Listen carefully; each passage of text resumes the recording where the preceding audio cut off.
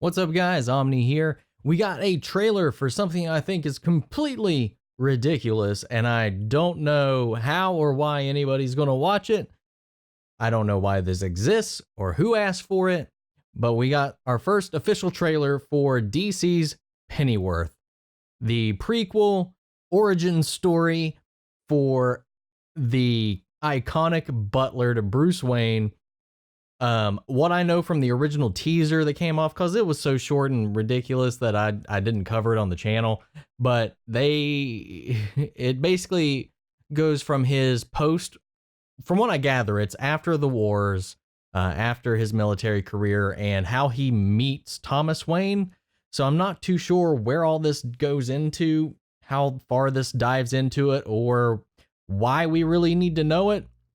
None of his background never really came into play in a lot of, at least popular Batman media. It came into a play quite a bit in Gotham, with Alfred being Bruce's primary trainer up until he leaves towards the end of the season to go do the more traditional classic comic book stuff, where he leaves Gotham behind to go exploring the eastern countries for wisdom and training. So yeah, it's really weird, really interesting. Not really, actually. I'm just like word vomiting right now, trying to like fill the time. Anyway, we're watching this trailer. I can't word vomit my way to avoiding this, so here we go. Getting some trauma.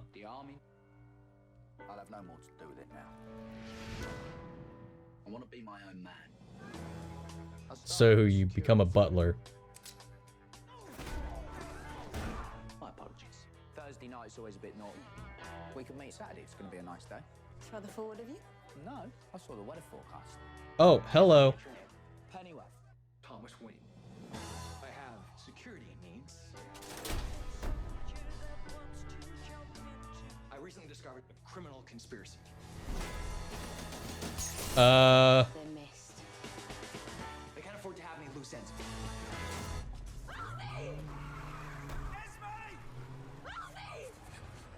Call us when you've got Thomas Wayne. They're trying to blackmail him to get Thomas. Oh, yeah. I love dancing, me. Mr. Pennyworth, if they kill me, they have to kill you. There will be no exchange. If things go pear-shaped, I'll do my best to keep you alive. This great nation of ours is at war with itself. We will take back this country. It's a coup d'etat. As a rule, if you have to use French words for something, I don't like it.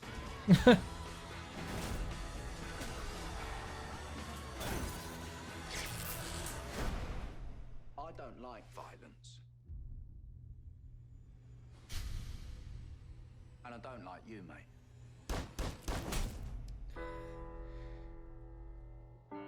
Well, they're going hard into. A position in a good household. Do right, you're a butler before you're 40. Is he from a long line of butlers? Is that what that's telling me right there? Okay. So I guess their relationship starts off with him trying to prevent Thomas Wayne's assassination or whatever. The attempts on Thomas and the Wayne's lives, which I'm wondering if that comes into play later in life when they actually get taken out, or surprisingly enough, he does all of this stuff to prevent these assassinations early on in their careers, then some street thug, Joe Chill, just shows up and does it for all these organized crime bosses from the UK or whatever. I think it looks ridiculous. It has a level of a charm to it that I think just kind of knowing Alfred kind of gives it this level of where it's kind of like goofy and entertaining in that way. It doesn't seem to be taking itself too seriously, which is good. I still don't think it's warrants enough of its existence in this, but I don't know. I like the way he carries himself as Alfred. I like how he's like, I don't like violence, but he will murder you. if he has to. And then they're also trying to blackmail him and strong arm him into being the one that turns Wayne over to whoever these people are. I don't know. It looks really over the top, really ridiculous. And, you know, who knows? I don't have Epix, though. This is only on Epix.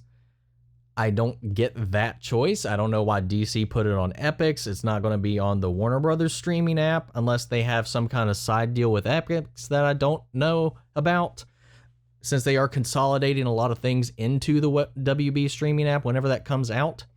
This isn't going to be on the DC streaming app. Like, this is on Epix.